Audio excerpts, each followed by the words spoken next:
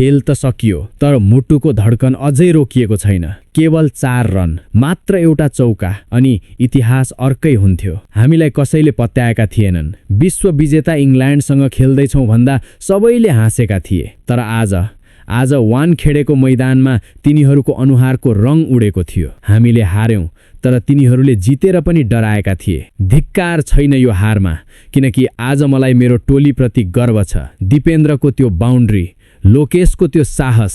हामी सानो देश त हौला, तर हाम्रा खेलाडीको मुटु सगरमाथा जत्तिकै ठुलो छ। रुवाई यो हारको होइन, रुवाई त यति नजिक पुगेर पनि छुन नसकेको त्यो इतिहासको हो। तर याद राख विश्व, यो त सुरुवात मात्र हो। आज हामीलाई 4 रनले रोक्नेले भोलि हामीलाई रोक्न सक्ने छैनन्। अर्को पटक फेरि आउनेछौँ, अझै बलियो भएर, किनकि हामी नेपाली हौं। हामी लड्न छोड्दैनौं। शिर ठाडो पार नेपाली। आज हामी हारेका छैनौं, विश्वको मन जितेका छौं।